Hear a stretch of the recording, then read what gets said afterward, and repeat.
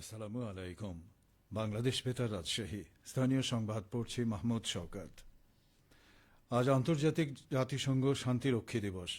বিশ্বের অন্যান্য দেশের ন্যায় বাংলাদেশেও যথাযোগ্য মর্যাদায় এই বছর দিবসটি উদযাপন করা হচ্ছে। জাতিসংঘ শান্তিরক্ষা কার্যক্রমে অংশগ্রহণকারী বিশ্বের সকল দেশের শান্তিরক্ষীদের অসামান্য অবদানকে এই দিনে গভীর শ্রদ্ধার সাথে স্মরণ করছে। এদিকে রাজশাহীতে নানান কর্মসূচির মধ্য দিয়ে উদযাপন করা হচ্ছে আন্তর্জাতিক জাতিসংঘ শান্তিরক্ষী দিবস।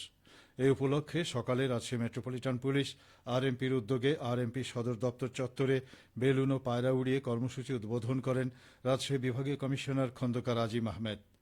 এ সময় উপস্থিত ছিলেন রাজশাহী পুলিশের রেঞ্জের ডিআইজি ড মোহাম্মদ শাহজাহান, আরএমপির পুলিশ কমিশনার মোহাম্মদ আবু সুফিয়ান ও জেলা প্রশাসক আফিয়া আক্তার।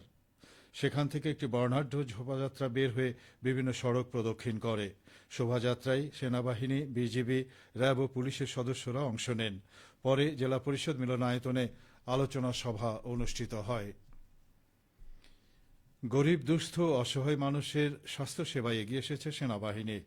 রাজশাহীতে ফ্রি মেডিকেল ক্যাম্পের আয়োজন করে সেনাবাহিনীর ইনফ্যান্ট্রি ডিভিশন। আজ মহানগরীর তেরখাদিয়া স্টেডিয়ামে বিনামূল্যে রোগীদের চিকিৎসা সেবা ও প্রয়োজনীয় ওষুধ সরবরাহ করা হয়। সকাল ৯টা থেকে বিকেল ৪টা পর্যন্ত চলা এই চিকিৎসা কার্যক্রমে স্থানীয় সাধারণ মানুষ চিকিৎসা সেবা গ্রহণ করেন।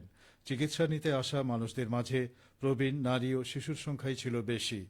সেনাবাহিনীর পক্ষ থেকে জানানো হয়, এটি একটি মানবিক উদ্যোগের অংশ, যার মাধ্যমে সুবিধাবঞ্চিত এলাকার মানুষজন সেবা পাওয়ার সুযোগ পান।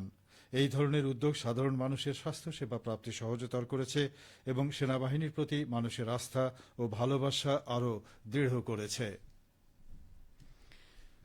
বহুদলীয় গণতন্ত্রের প্রবক্তা শহীদ রাষ্ট্রপতি জিয়াউর রহমানের ৪৪তম শাহাদাত বার্ষিকী উপলক্ষে রাজশাহীতে আলোচনা সভা ও দোয়া মাহফিল অনুষ্ঠিত হয়েছে।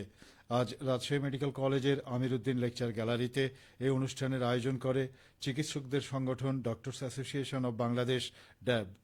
সভায় বক্তারা বলেন, ১৯৭১ সালের মুক্তিযুদ্ধে জিয়াউর রহমানের অসামান্য অবদান জাতি শ্রদ্ধার সঙ্গে স্মরণ করে।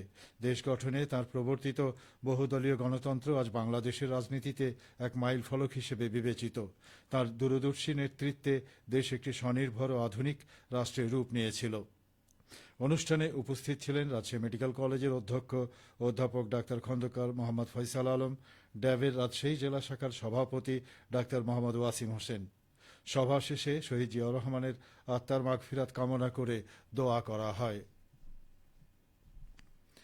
নওগাঁয় জেলা তথ্য অফিসের আয়োজনে বার্ষিক কর্মসম্পাদন চুক্তি এপি এর আওতায় তারুণ্য নির্ভর বাংলাদেশ বিনির্মাণ বিষয়ক আলোচনা সভা ও সঙ্গীতানুষ্ঠান অনুষ্ঠিত হয়েছে।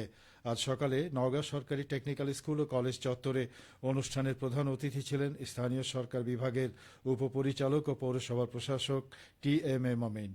সভাপতিত্ব করেন জেলা তথ্য অফিসের উপপরিচালক আবু সালেদ মোহাম্মদ মাসুদুল ইসলাম।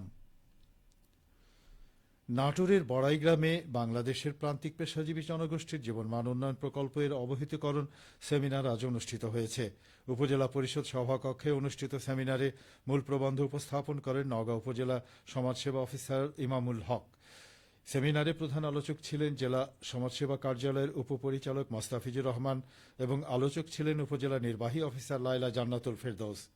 সেমিনারে কামার, কুমার, নাপিত, মুচি, বাঁশ বেত পণ্য প্রস্তুতকারী, কাঁসা পিতল সামগ্র প্রস্তুতকারী এই ৬টি প্রান্তিক পেশাজীবী জনগোষ্ঠীর প্রতিনিধি, গ্রামীণ বাদ্যযন্ত্র শিল্পী, শিক্ষক, সাংবাদিক, এনজিও প্রতিনিধি, বীর মুক্তিযোদ্ধা সহ সরকারি বিভিন্ন দপ্তরের প্রতিনিধিবৃন্দ উপস্থিত ছিলেন।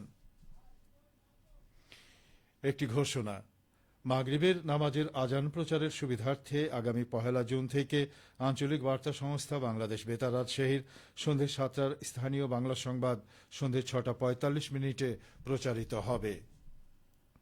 খেলার খবর, ফুটবল। নাটোরে গ্রিন একাডেমি উচ্চ বিদ্যালয় আন্তঃশ্রেণী ফুটবল প্রতিযোগিতা আজ শেষ হয়েছে। ফাইনালে সপ্তম শ্রেণী দল ২-১ গোলে দশম শ্রেণী দলকে পরাজিত করে চ্যাম্পিয়ন হয়েছে। বিদ্যালয় মাঠে খেলা শেষে চ্যাম্পিয়ন ও রানার্স আপ ট্রফি প্রদান করেন প্রধান শিক্ষক কফির উদ্দিন বুলবুল। সবশেষে আবহাওয়া। আজ রাজশাহীতে সর্বোচ্চ তাপমাত্রা ছিল ৩০.৮ ডিগ্রি এবং সর্বনিম্ন ২৭ ডিগ্রি সেলসিয়াস। বিকেল ৩টায় বাতাসে আপেক্ষিক আর্দ্রতার পরিমাণ ছিল ৮৩%। রাজশাহী ও পার্শ্ববর্তী এলাকায় আজ সূর্যাস্ত সন্ধে ৬টা ৪৮। সংবাদ শেষ হল। আমাদের পরবর্তী স্থানীয় সংবাদ সন্ধে 7টায়।